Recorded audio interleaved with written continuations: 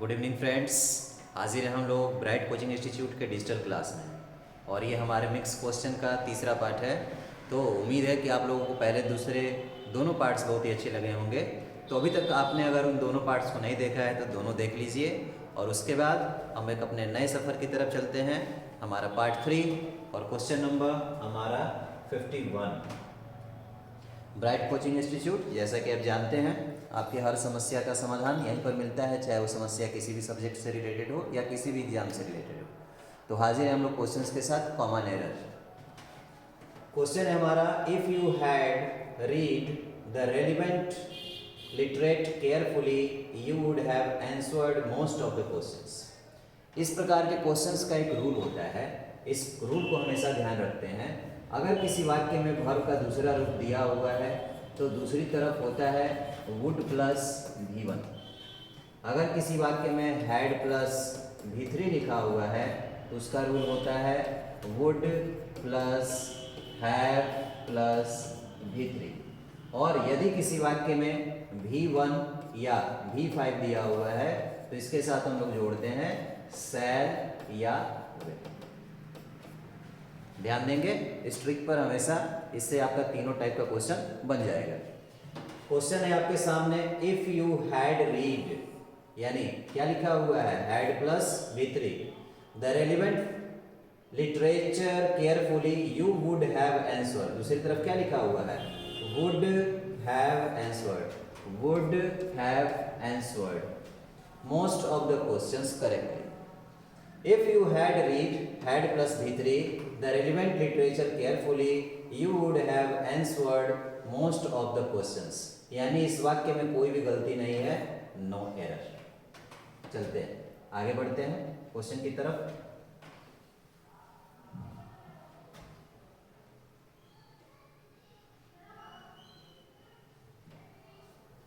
चलिए question number 52 आपके सामने है माय फ्रेंड्स। देखिए बहुत अच्छा क्वेश्चन है, देख सकते हैं। Suresh Babu who is living in this town since 1945। क्या लिखा हुआ है, सिंस लिखा हुआ है, सिंस 1945। अब बताइए कि सिंस या फोर का यूज किस टेंस में होता है, सिंस या फोर प्लस टाइम। सिंस या फोर के साथ जब टाइम देगा तो आपका प्रेजेंट परफेक्ट कंटिन्यूअस या पास्ट परफेक्ट कंटिन्यूअस हो सकता है, क्योंकि अगर टाइम ही तो वर्ड है जो कि कंटिन्यूअस को परफेक्ट कंटिन्यूअस से अलग करता है। अब यहाँ पर देखिए लिखा हुआ है सिंस और यहाँ पर यूज किया गया है इज का। इज का यूज नहीं होगा my friends, Suresh Babu singular है इसलिए क्या लगेगा, हैज बीन लिविंग। तो लिविंग आपके पास है ही, आपको क्या करना है, केवल इज के जगह पर हैज बीन का यूज करना है, यानी किस पार्ट में एरर है, A. Question number 53, he hoped to finish the work in the last week but in fact he could not। अब देखिए he hoped to finish, उसने उम्मीद किया कि वो उस काम को पिछले हफ्ते खत्म कर लेगा। लास्ट वीक यानी कि कौन सा टेंस है, पास्ट टेंस है, लेकिन वो उसको खत्म नहीं कर सका, he could not। अब ये भी देखिए वर्ब का दूसरा रूप है और कुड भी वर्ब का कौन सा रूप है माय फ्रेंड्स, दूसरा रूप है। और हम जानते हैं कि किसी भी वाक्य में जब दो काम हो और एक काम पहले और दूसरा काम बाद में हो तो कभी भी वर्ब का दूसरे रूप का यूज दो बार नहीं किया जाता है। इस प्रकार के ट्रांसलेशन हम लोग बचपन में बहुत पढ़े हैं। पुलिस के आने से पहले चोर भाग चुका था, या डॉक्टर के पहुंचने से पहले रोगी मर चुका था, ट्रेन के पहुंचने से, मेरे स्टेशन पहुंचने से पहले ट्रेन छूट चुकी थी। आप इस प्रकार के टेंस का यूज़ करते हैं। तो जो काम पहले होता है, जो काम पहले होता है वो पास्ट परफेक्ट में लगता है और जो काम बाद में लगता है वो पास्ट इंडेफिनिट में यूज होता है। पास्ट इंडेफिनिट के लिए वर्ब का दूसरा रूप होता है माय फ्रेंड्स, लेकिन ये पास्ट परफेक्ट के लिए क्या होता है, हैड प्लस V3। तो बताइए कौन सा काम पहले होगा, पहले उसने उम्मीद किया या पहले काम पूरा किया, पहले उसने उम्मीद किया, उसने आशा किया, उसने सोचा कि वो काम पहले पूरा हो जाएगा, पहले सोच लिया लेकिन वैसा हुआ नहीं, यानी यहाँ पर होप्ड का यूज नहीं करेंगे, क्या लगा देंगे, हैड प्लस V3, यानी कि हैड होप्ड। आपका किस पार्ट में एरर है माय फ्रेंड्स, ए पार्ट में एरर है। नेक्स्ट क्वेश्चन की तरफ चलते हैं। कोई प्रॉब्लम हो आप लोग नीचे कमेंट डाल सकते हैं और फिर सोल्यूशन दोबारा कर सकते हैं।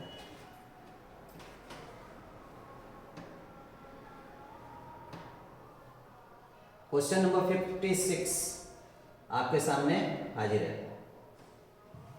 देखते हैं इस क्वेश्चन को। Question number 54, he could not cut the grass today because the handle of the machine has broken। could not, वो इस घास को कट नहीं कर सका क्योंकि उसका जो हैंडल है, किस चीज़ का हैंडल है, the handle of the machine has broken. अब बताइए, घास को कट करना है, यहाँ पर लिखा हुआ है कुड। कुड किस टेंस का रूप है, वर्ब टू है, यानी पास्ट टेंस है। तो हैंडल जब टूटा होगा तो हैंडल पहले टूटा होगा या हैंडल बाद में टूटा होगा, क्योंकि उसने घास तो कट किया नहीं। इसका मतलब है कि हैंडल क्या हो चुका था, पहले ही टूट चुका था। He could not cut the grass today because the handle of the machine broken or abused ego। ego भी यहाँ पर लिखा हुआ है, और ego आपको बताता है कि ये काम किस टेंस में हुआ है, पास्ट टेंस में हुआ है। तो जब एक बार V2 मिल गया, मैंने पहले ही बताया कि जब दो काम एक साथ होते हैं तो पहले घटित होने वाली घटना के लिए हैड प्लस V3 होता है फर्स्ट के लिए, और सेकंड के लिए क्या होता है माय फ्रेंड्स, V2 का यूज़ होता है। यानी कि पुलिस के आने के पहले चोर भाग चुका था, डॉक्टर के आने के पहले रोगी मर चुका था, घास काटने से पहले ही हैंडल टूट चुका था। तो जो भी काम पहले होगा यहाँ पर हैज का यूज नहीं होगा, क्या लगेगा, हैड लगेगा। क्वेश्चन नंबर 55 की तरफ चलते हैं। इसमें किस पार्ट में एरर है माय फ्रेंड्स, सी पार्ट में। I have pleasure to certify that Samim worked meritoriously for the last 3 years in our organisation. मुझे ये बताते हुए बड़ी खुशी हो रही है कि समीम भाई साहब ने इस ऑफिस में 3 वर्षों तक लगातार अच्छा काम किया। देखिए यहाँ पर समय दिया हुआ है फॉर द लास्ट 3 years, यानी कि सिंस या फॉर, और प्लस में क्या दे दिया, टाइम दे दिया। मैंने फर्स्ट क्वेश्चन पर इस बात की चर्चा की थी कि सिंस या फॉर के साथ जब टाइम देता है तो हम लोग परफेक्ट या परफेक्ट कंटिन्यूअस की तरफ चलते हैं। देखिए क्वेश्चन में क्या लिखा हुआ है, I have pleasure to certified that Samim worked. कौन सा टेंस है, वर्ब का दूसरा रूप है, बिल्कुल नहीं होगा। V2 के साथ कभी भी सिंस या फॉर का यूज नहीं हो सकता है। या तो उसने काम पूरा कर लिया है या वो अभी भी काम कर रहा है, लगातार कर रहा है। जैसे हम लोगों ने 2 वर्षों तक पढ़ाई कर ली है यानी छोड़ चुके हैं, या 2 वर्षों से लगातार पढ़ाई कर रहे हैं। यानी यहाँ पर किस पार्ट में एरर है, बी पार्ट में। आप चाहे तो यहाँ पर हैड प्लस V3 का यूज कर सकते हैं। I have pleasure to inform you that Samim had work हो जाएगा तो बिल्कुल सही हो जाएगा, क्योंकि हैड के बाद V3 का यूज होता है। यानी हम यहाँ पर क्या कर देंगे, हैड का यूज करेंगे, had work meritoriously for the last 5 years। या फिर आप चाहे तो हैड बीन का भी यूज कर सकते हैं माय फ्रेंड्स। एग्जाम में आपको बनाना नहीं है, एग्जाम में आपको सिर्फ एरर बताना है। किस पार्ट में है, बी पार्ट में एरर है। क्वेश्चन नंबर 56 की तरफ चलते हैं। देखिए बहुत ही अच्छा क्वेश्चन है, देखिए इस क्वेश्चन को क्या कहता है क्वेश्चन, पढ़ते हैं। The department of modern Indian languages is running A course in comparative literature for the last 15 years। फिर से आपको मिल गया सिंस या फॉर, और सिंस या फॉर जब भी मिलेगा हम लोग कभी भी कंटिन्यूअस का यूज नहीं करेंगे। यहाँ पर देखिए पास्ट इंडेफिनिट का यूज है, यहाँ पर कंटिन्यूअस का यूज है, इज लगा हुआ है, इज की कोई ज़रूरत नहीं है। आप हैज़ बीन लगाइए, आपका वाक्य बिल्कुल सही हो जाएगा। The department of modern Indian languages, singular, the department के अनुसार, ऑफ के पहले प्रीपोजिशन के अनुसार, ना कि लैंग्वेजेस के अनुसार। ये आपका मेन सब्जेक्ट है जो कि सिंगुलर है, और इसके साथ इज नहीं लगेगा क्योंकि यहाँ पर सिंस या फॉर लगा हुआ है। क्या लगेगा माय फ्रेंड्स, हैज़ बीन लगेगा। Question number 57, had he. अब आप बताइए कि हैड के बाद वर्ब का कौन सा रूप लगता है माय फ्रेंड्स। बिल्कुल आपने सही जवाब दिया, हैज या हैव या हैड के साथ वर्ब का तीसरा रूप लगता है, प्रेजेंट परफेक्ट या पास्ट परफेक्ट। देखिए हैड ही फॉलो, फॉलो नहीं होगा, क्या हो जाएगा, followed. Had he followed the directions carefully he would have. देख लीजिए सबसे पहला ट्रिक मैंने यही बताया था कि एक तरफ सब्जेक्ट प्लस अगर हैड दिया हुआ है तो दूसरी तरफ क्या हो जाएगा my friends, would plus have और प्लस V3 का यूज हम करेंगे। तो क्या लगा हुआ है देखिए, would plus have plus V3, यानी एक तरफ हमको क्या लगाना है, सब्जेक्ट प्लस हैड, यानी यहाँ पर क्या लगाना पड़ेगा, हैड, जो कि यहाँ पर लगा हुआ है, इसलिए इसको लगाने की कोई ज़रूरत नहीं है। आप देख सकते हैं क्वेश्चन में पहले से हेड लगा हुआ है, लेकिन ये सेंटेंस उससे भी अच्छा इसलिए है क्योंकि ये नॉर्मल सेंटेंस नहीं है, ये आपका इन्वर्सन है। इन्वर्स यानी कि उल्टा होता है, इसको इन्वर्स किया है। अगर उसने सारे नियमों का पालन किया होता तो he would have felt much quicker, तो वो काम को बड़ी जल्दी कर सकता था। Had he followed the directions carefully, अगर उसने दिशा सही ढंग से पकड़ा होता, सही रास्ता पकड़ा होता, he would have felt much quicker, तो बहुत जल्दी ही उस अपनी मंजिल पर पहुंच गया होता। तो आप लोग भी सही मंजिल तक जाने के लिए सही चैनल को फॉलो करें ताकि आपको ऐसे ही वीडियो, ऐसे ही ट्रिक्स मिलते रहे। चलते हैं नेक्स्ट क्वेश्चन की तरफ। क्वेश्चन नंबर 58 हाजिर है आपके सामने। क्वेश्चन नंबर 58 के साथ वंस ही रियलाइज्ड, वर्ब का कौन सा रूप है माय फ्रेंड्स? दूसरा रूप है। दैट ही हैड कमिटेड, कौन सा रूप है? वर्ब का तीसरा रूप है। अ मिस्टेक ही एडमिट्स, देखिए कौन सा टेंस आपको आ गया? वर्ब के साथ SAIS लगा हुआ है। कौन सा टेंस है? Present indefinite. कहाँ से आ जाएगा बेचारा? एंड करेक्टेड, अब देखिए फिर से यहाँ पर V2 लगा हुआ है। अब आप बताइए कि V2 past tense, had plus V3, ये भी पास्ट टेंस, फिर से यहाँ पर V2 फिर से पास्ट टेंस, यानी कि पूरी की पूरी राम कहानी पास्ट टेंस में चल रही है, तो फिर प्रेजेंट टेंस की यहाँ पर कोई ज़रूरत नहीं है। क्या करेंगे हम लोग? यहाँ पर एडमिट्स के जगह पर एडमिटेड का यूज़ किया जाएगा, यानी कि आप क्या लगा देंगे? एडमिट के साथ ED लगा दीजिए, काम हो जाएगा। वंस ही रियलाइज्ड, जैसे ही उसको अपनी गलती का एहसास हुआ, that he had committed a mistake, he admitted, उसने उसको स्वीकार किया, एंड करेक्टेड इट, उसको करेक्शन किया, सुधार किया, विदाउट डिले, बिना किसी देरी के। तो आप भी बिना किसी देरी के इस चैनल को लाइक और सब्सक्राइब करें और क्वेश्चन की तरफ चलते हैं। क्वेश्चन नंबर 59, सेम क्वेश्चन आपके सामने हाजिर है my friends. Would plus have plus V3, question को बनाते समय आपके नज़रों में आ जाना चाहिए कि गलती कहाँ पर हो रही है। पूरा क्वेश्चन को पढ़ने का बार बार आपके पास एग्जामिनेशन में टाइम नहीं है। 60 मिनट्स 100 क्वेश्चन, 80 मिनट्स 100 क्वेश्चन, आप समझ सकते हैं आपके पास कितना स्पीड होना चाहिए। तो अगर आपने इंग्लिश में अपना टाइम वेस्ट किया तो फिर मैथ्स और रीजनिंग के लिए आपके पास समय बचने वाला नहीं है। इसलिए देखते हैं इस क्वेश्चन को। देखिए would plus have plus V3 लिखा हुआ है। जब एक बार would plus have plus V3 का यूज हो गया, would plus have plus V3 का यूज हो गया, तो दूसरी तरफ क्या चाहिए? हैड प्लस V3 होना चाहिए। दूसरी तरफ क्या होना चाहिए? हैड प्लस V3 होना चाहिए। पढ़ते हैं। He would not have written this letter if he would not have heard the news. देखिए फिर से इसी का यूज कर दिया।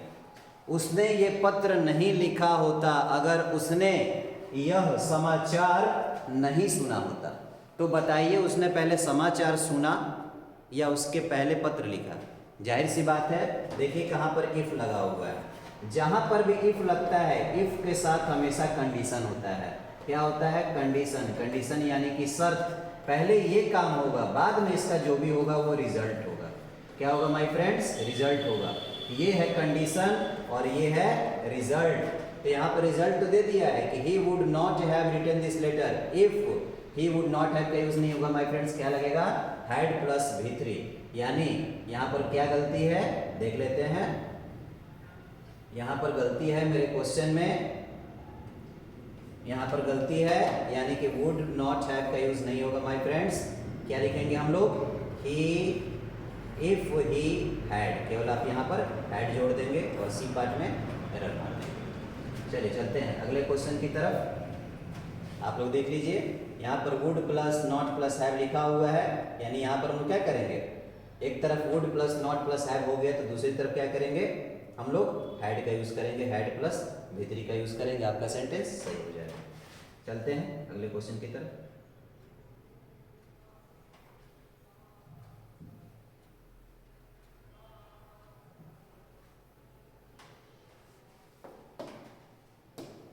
Question number 60, Sumitra appeal to the managing committee. Sumitra ने अपील किया किससे? मैनेजिंग कमिटी से। So that she may be allowed to join the volunteer force, ताकि उसको भी शामिल किया जाए सेना में। लड़की है, उसको देश की सेवा करने का जज्बा है उसके अंदर, वो सेना के कमेटी से रिक्वेस्ट कर रही है। देखिए कितनी बहादुर लड़की है, रिक्वेस्ट कर रही है कमेटी से। कमेटी का स्पेलिंग आप लोग याद कीजिएगा, एग्जाम में बहुत बार आता है, COMMITTEE,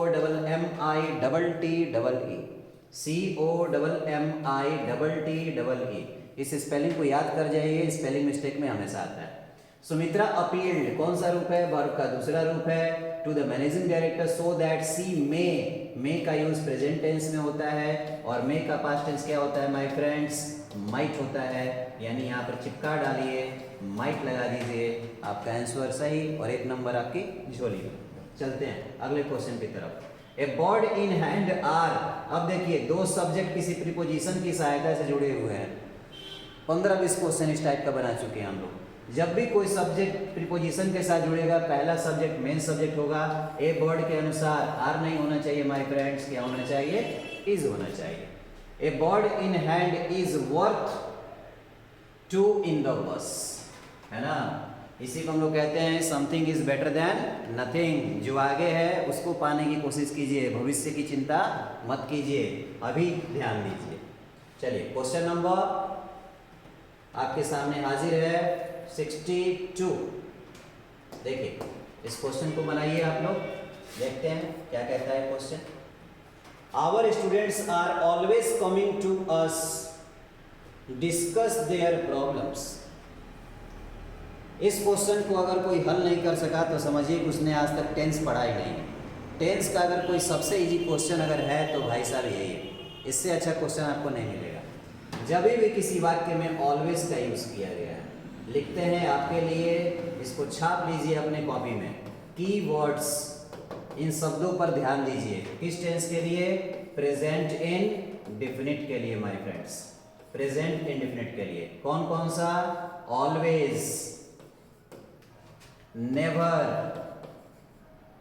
ever, every day, every night, every morning. जब भी ये सेंटेंस मिलेगा आपको इंडेफिनिट की तरफ जाना है।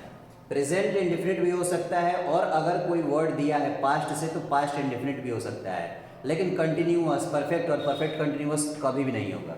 अब देखिए यहाँ पर लिखा हुआ है ऑलवेज, और यहाँ पर देखिए कंटिन्यूअस लगा हुआ है। इज, एम, आर और प्लस वर्ब का कौन सा रूप है, चौथा रूप है, कभी होगा ही नहीं। आपको क्या चाहिए, आवर स्टूडेंट्स प्लूरल है, यानी आप यहाँ से आर को कट कीजिए और यहाँ से ING को कट कीजिए, क्या हो जाएगा, आवर स्टूडेंट्स ऑलवेज कम। कौन सा रूप है, वर्ब का पहला रूप है। Our students always come to us to discuss their problems. हमारे स्टूडेंट्स हमेशा हमारे पास आते हैं और अपनी समस्या के बारे में हमसे पूछते हैं। ठीक है, क्या एरर होगा, बी पार्ट में आपका एरर है। ऑलवेज के साथ कभी भी कमिंग का यूज नहीं होगा माय फ्रेंड्स, वर्ब का V1 रूप लगेगा। अगला क्वेश्चन देखते हैं। इट इज द सेकेंड, फिर से एक कीवर्ड्स आपके सामने हाजिर है। किस टेंस का, अगर कीवर्ड्स नहीं पता है तो टेंस पढ़ने का कोई फायदा नहीं है। आप बचपन वाला टेंस ट्रांसलेशन नहीं पढ़ रहे हैं कि ताहे, ती है, ते हैं, या रहा है, रही है, रही है, चुका है, चुकी है, चुके वाला जमाना गया। आपके सामने होना चाहिए वर्ड्स पैकेज में, ताकि क्वेश्चन देखते ही आपका आंसर आ जाए सामने। देखिए कीवर्ड्स किस टेंस के लिए हम बताते हैं, present perfect tense. Present perfect tense की बात करते हैं। परफेक्ट का मतलब क्या होता है, पूरा, कंप्लीट, जिसको आपने पूरा कर लिया है। जस्ट का अगर आप यूज करते हैं, या फिर अगर आप यूज करते हैं first time, second time, third time, या फिर मैनी टाइम्स, इस प्रकार के सारे वर्ड्स आपके प्रेजेंट परफेक्ट में जाएंगे। देखिए क्या लिखा हुआ है, it is the second time, दूसरी बार है, that I should have dialled you your number. It is the second time, ये दूसरी बार है, that I should have dialled. अब देखिए, आपको देखने में तो बहुत अच्छा लग रहा होगा कि यहाँ पर हैव है और यहाँ पर भी है, लेकिन उससे भी डेंजर वर्ड यहाँ पर छिपा हुआ है, शुड। जब भी किसी मॉडल वर्ब के साथ आप हैव और भी जोड़ते हैं तो ये सिर्फ दुनिया का एक ही टेंस का निर्माण कर सकता है। वो कौन सा टेंस है, खास करके जब उसका दूसरा रूप वहाँ पर दिया हुआ हो, तब वो हमेशा पास्ट परफेक्ट का निर्माण करेगा, पास्ट परफेक्ट का निर्माण करेगा। जबकि देखिए यहाँ पर इज लगा हुआ है, यानी आपको प्रेजेंट परफेक्ट चाहिए। चलिए यहाँ से शुड को हटा देते हैं, आपका काम सही हो जाएगा। क्या होगा? It is the second time, ये दूसरी बार है, that I have dialled your number, जब मैंने तुम्हारा नंबर दिया हुआ है या डायल किया है। और हो सकता है कि ये आखिरी बार हो और आज के बाद ऐसी वीडियो आपको ना मिले जब तक आप इस चैनल को लाइक और सब्सक्राइब ना करें। तो लाइक और सब्सक्राइब करिए और ऐसे वीडियोस के साथ हमारे साथ बने रहिए। चलते हैं क्वेश्चन नंबर 64 पर।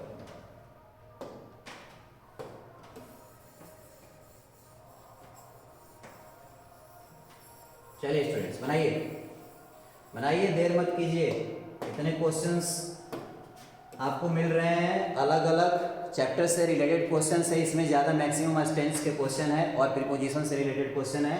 सी होप्स कौन सा टेंस है? वर्ब का V1 या V5 लगा हुआ है, यानी एस या एस। दुनिया की एकमात्र टेंस में वर्ब का 5वां रूप लगता है, एकमात्र टेंस यही है, present indefinite. She hopes to become an engineer after she will complete her education. उसे उम्मीद है कि वो क्या बनेगी? इंजीनियर बनेगी। कब? जब वो अपनी पढ़ाई को पूरी कर लेगी। शुरू में ही मैंने एक ट्रिक लिखा हुआ था, उसको देखा होगा आप लोगों ने। जब एक बार V2 हो गया तो दूसरी तरफ वुड प्लस V1, और एक बार अगर V1 या V5 हो गया तो दूसरी तरफ शैल या विल प्लस V1 का यूज करेंगे। स्टूडेंट्स देखिए, सी होप्स उसे उम्मीद है, टू बिकम एन इंजीनियर कौन सा रूप है? वर्ब का 5वां रूप लगा हुआ है। She will complete her education, she will complete her education. Question में आपका रूल तो सेट हो गया, मीनिंग सेट हुआ या नहीं, इसको भी देखना जरूरी है। देखिए, she hopes to become an engineer after she will complete her education. तो पहले वो उम्मीद करेगी या पहले अपना कोर्स कंप्लीट करेगी? अब इस पे हम लोग दुविधा देख सकते हैं इस क्वेश्चन में। यहाँ पर सिर्फ उम्मीद कर रही है, अभी बनी नहीं है। अगर वो बन जाएगी तो जाहिर सी बात है कि कब बनेगी? वो तभी बनेगी जब वो अपना कोर्स कंप्लीट कर लेगी, लेकिन उम्मीद उसने पहले किया हुआ है। She hopes to become an engineer after she will complete her education, बिल्कुल सही है। अगर आप चाहें तो कुछ बुक्स आपको गलती भी दे देते हैं एग्जामिनेशन में। देखिए, अगर आप चाहें तो यहाँ पर आप चाहें तो बोल सकते हैं कि पहले ये नहीं होगा, पहले ये होगा, पहले उम्मीद करेगी या पहले पढ़ाई करेगी। तो देखिए, अगर आपको एग्जाम में ऐसा क्वेश्चन मिले तो आप दो चीज़ों में तो कभी करेक्शन कर ही नहीं सकते हैं। आपको एग्जाम में सिर्फ एक पार्ट को सुधारना है। ऐसा थोड़ी है कि ए में भी एरर मार देंगे और सी में भी एरर मार देंगे, ऐसा तो है नहीं। या तो आप इसको सुधारिए, ये देखिए विल लगा हुआ है, जब यहाँ पर V1 या V5 है तो शैल विल होगा ही, तो ये 100% सही है। अगर यहाँ पर V2 लगा होता तो मैं यहाँ पर वुड प्लस V1 का यूज कर देता, लेकिन V2 है नहीं। अब बताइए, अगर एक बार शैल या विल लग गया तो दूसरी तरफ V1 या V5 ही लगेगा, ये भी रूल है। दो बार किसी वाक्य में शैल या विल का यूज नहीं होगा तो फिर दूसरी तरफ हम कुछ और लगा ही नहीं सकते, यानी इस पार्ट में कोई भी गलती नहीं है। क्वेश्चन नंबर 65 देखिए, मिल गया आपका फेवरेट वर्ड और मेरा भी, एवरी। जहां पर भी एवरी की बात होती है माय फ्रेंड्स, कीवर्ड से मैंने अभी बताया, every day, every night, every month, every morning, जब भी एवरी की बात होगी प्रेजेंट इंडेफिनिट या पास्ट इंडेफिनिट की बात करेंगे। यहाँ पर देखिए किसकी हम बात करेंगे? प्रेजेंट इंडेफिनिट की। वी आर स्पेंडिंग नहीं, क्या हो जाएगा माय फ्रेंड्स? इज एमआर को हटाएंगे और स्पेंड में से आईएनजी हटा देंगे, क्या हो जाएगा? We spend much money every month, हम लोग काफी पैसे खर्चा करते हैं हर महीने, but the result is always nil, लेकिन उसका कोई फायदा होने वाला नहीं है। Option number A. चलिए हाजिर हैं अगले क्वेश्चंस के साथ। लिखा हुआ है आफ्टर, आफ्टर का मतलब क्या होता है? बाद में। After the show finished the audience uploaded cheerfully. देखिए, वर्ब का कौन सा रूप दिखाई दे रहा है आपके सामने? वर्ब का दूसरा रूप, और द ऑडियंस अपलॉडेड, यहाँ पर भी वर्ब का दूसरा रूप। अब बताइए कि पहले शो खत्म हुआ या पहले तालियां बजी, या पहले तालियां बजी और फिर शो खत्म हुआ? दोनों काम तो बारी बारी से हुआ होगा ना। तो जाहिर सी बात है कि पहले शो क्या हो गया? खत्म हुआ, और शो के खत्म होने के बाद ही तालियां बजने शुरू हो गई। तो जो काम पहले होगा उसके साथ हम किसका यूज करेंगे? हैड प्लस V3 का यूज करेंगे my friends. After the show had finished, after the show had finished, the audience applauded. उन्होंने तारीफ की, तालियां बजाई, चिल्लाई, सीटी मारी, है ना, cheerfully, पूरी खुशी से. Last night. लास्ट नाइट का मतलब ही हो गया, कौन से टेंस की बात हो रही है my friends? Past indefinite, sorry past tense की बात हो रही है. और पास्ट टेंस में आपके सामने दो टेंस है. पहला जो काम होगा वो आपका पास्ट परफेक्ट होगा और दूसरा जो काम होगा पास्ट इंडेफिनिट होगा. यानी पहले सो पूरा हुआ और सो पूरा होने के बाद तालियां बजती रही. क्या लगाएंगे? हैड प्लस V3 का यूज करेंगे.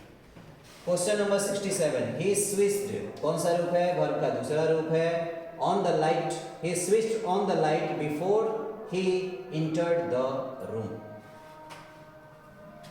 रूम में एंट्री मारने से पहले उसने लाइट जलाई. अब हम लोग सोचते हैं कि रूम में एंट्री मारने से पहले लाइट जलाए कहाँ से होगा? तो नए बोर्ड सिस्टम आप जानते हैं, दरवाजे के जैसे ही आप अंदर पैर रखेंगे वहीं पर स्विच दिए रहते हैं, या फिर लैट्रिन या बाथरूम के तो बाहर ही स्विच दिए रहते हैं. आप लोग पहले जलाते हैं और तब अंदर जाते हैं ताकि डर ना लगे, है ना जी. तो देखते हैं, ही स्विच्ड ऑन द लाइट, उसने लाइट को स्विच ऑन किया है. बिफोर, ये वर्ड आपके लिए बहुत स्पेशल है. बिफोर ही इंटर्ड, यहां पर भी वर्ब का रूप दूसरा दिया हुआ है. तो जो काम पहले होता है उसके साथ हम जोड़ते हैं हैड प्लस V3, और जो काम बाद में होता है उसके साथ लिखते हैं V2. और यही अगर बिफोर के जगह पर दे दिया आफ्टर, जो कि बचपन के ट्रांसलेशन में मिलता नहीं है. हम लोगों को सिर्फ नॉर्मल सा ट्रांसलेशन मिला है कि पुलिस के आने के पहले चोर भाग चुका था. अगर आ जाता है ऐसा ट्रांसलेशन कि चोर के भागने के बाद पुलिस आई, तब क्या होगा? रोगी के मरने के बाद डॉक्टर आया, ट्रेन के खुलने के बाद हम स्टेशन पर पहुंचे. तो यही है आपका आफ्टर और बिफोर. तो घबराने की जरूरत नहीं है. इंग्लिश है तो डर कैसा, ब्राइट कोचिंग इंस्टीट्यूट में आपका पूरा सोल्यूशन है. चलिए देखते हैं. तो हैड प्लस V3 अगर होगा, आफ्टर नहीं दिया हुआ है फ्रेंड्स, क्या दिया हुआ है? बिफोर. तो एक तरफ हैड प्लस V3 और दूसरी तरफ V2. चलिए बना दीजिए, क्या हो जाएगा? ही हैड प्लस V3, यानी यहाँ पर क्या लगा देंगे? Had. He had switched on the light before, उसने पहले क्या किया? लाइट को स्विच ऑन किया. Before he enter the room, और उसके बाद उसने क्या किया? रूम में एंट्री मारी. क्वेश्चन नंबर 68 के साथ हाजिर हैं. जॉन किट्स सेज कहते हैं, क्या कहते हैं? जॉन किट्स महान पोएट है, इनकी कविता जरूर पढ़नी चाहिए. John Keats said that a thing of beauty is a joy for ever. John Keats कहते हैं कि ये जो ब्यूटी जो है, इंसान की सुंदरता, सच्ची सुंदरता किसमें है? That a thing of beauty is a joy for ever. सुंदरता किसी भी चीज की हो, आप उसकी कीमत तब तक नहीं समझ सकते हैं जब आपने उसको एंजॉय नहीं किया है. और दुनिया में कोई चीज सुंदर और कुरूप नहीं होती है, ये देखने वाले का नजरिया होता है. तो जॉन किट्स कहते हैं, John Keats says that a thing of beauty is a joy for ever. कोई एरर नहीं है माय फ्रेंड्स. आप चाहे तो ये कह सकते हैं कि जॉन किट्स भाई साहब तो मर गए, बड़े पुराने होंगे, तो हम लोग यहाँ पर सेट लगाते हैं, लेकिन ऐसा यूज नहीं होता है. जब भी हम किसी कहावतों की बात करते हैं, किसी भी प्रोवर्ब की बात करते हैं, तो किसी के द्वारा कही गई बात को प्रेजेंट इंडेफिनिट टेंस, चिरंतन सत्य माना जाता है, यूनिवर्सल ट्रूथ. जैसे महात्मा गांधी कहते हैं कि गीता में लिखा है कि, तो present indefinite. 69 question. At 8 o'clock yesterday, कौन सा टेंस है? पास्ट टेंस है. सी इज लिखा हुआ है, क्या हो जाएगा? सी was sitting in her office and reading some important papers. yesterday की वजह से क्या लगेगा? was लगेगा.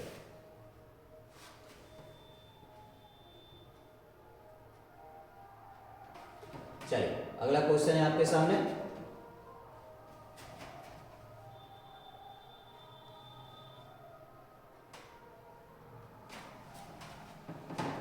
I am having a big family support.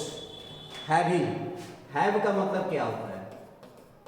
पास में होना, possession, POSSESSION, possession अधिकार या संबंध बताने के लिए.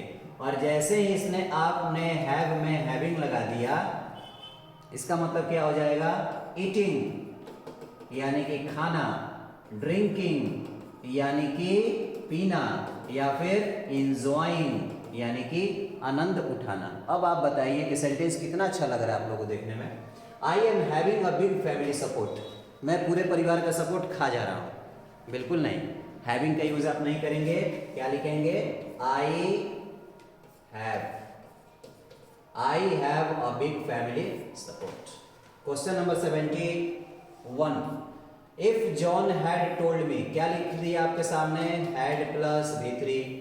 हैड प्लस V3 देखते ही आपके दिमाग में आ जाना चाहिए कि दूसरी तरफ क्या होगा, would plus have plus V3। बार बार समझाने की जरूरत नहीं है, हैड टोल्ड लिखा हुआ है, दूसरी तरफ विल का यूज नहीं होगा, क्या लगेगा, वुड लगेगा, would plus have plus V3। किस पार्ट में एरर है माय फ्रेंड्स, सी पार्ट में एरर है, यहां पर गलती है, विल नहीं होगा, क्या होगा, वुड होगा। क्वेश्चन नंबर 72, ये क्वेश्चन है आपका कंजक्शन का क्वेश्चन है और ये आपका टेंस में भी क्वेश्चन आता है। देखिए क्या लिखा हुआ है, जहां पर भी किसी वाक्य में नो सूनर लगा, याद रखिए नो सूनर, नो लेटर, है ना, नो सूनर नो लेटर लगा और पहले लगा तो इन्वर्सन का यूज होगा। इन्वर्सन का मतलब हो गया डू डज डिड पहले आएगा। पास्ट इंडेफिनिट में वर्ब का दूसरा रूप लगता है, बेसिक सा रूल है, समझा देते हैं। Subject plus V2 plus object किस टेंस में लगता है, पास्ट इंडेफिनिट में। और जब आप इसका इंट्रोगेटिव बनाते हैं तो क्या होता है, did plus subject plus verb का पहला रूप, याद रखेंगे। डिड के बाद वर्ब का कौन सा रूप लगता है, पहला रूप लगता है। देखिए डिड के बाद वर्ब का कौन सा रूप लगा है, दूसरा रूप लगा है, बिल्कुल नहीं होगा। आप यहाँ से डी को कट कर दीजिए, अराइव हो जाएगा। No sooner did the train arrive at the station then, no sooner के साथ हमेशा कंजक्शन लगता है देन, न तो देन लगेगा, ना ही व्हेन लगेगा और ना ही किसी कॉमा से काम चलने वाला है। क्या लगेगा my friends, then. No sooner did the train arrive at the station then the passengers rushed, जैसे ही ट्रेन स्टेशन पर आई पैसेंजर दौड़कर अपना सीट रोकने लगे। Question number 73,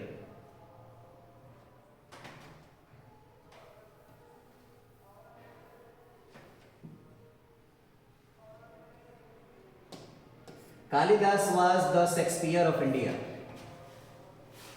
Kalidas was the Shakespeare of India। अब इस सेंटेंस की जब हम बात करते हैं तो बताइए क्या होना चाहिए, Kalidas was the Shakespeare of India या Kalidas is the Shakespeare of India।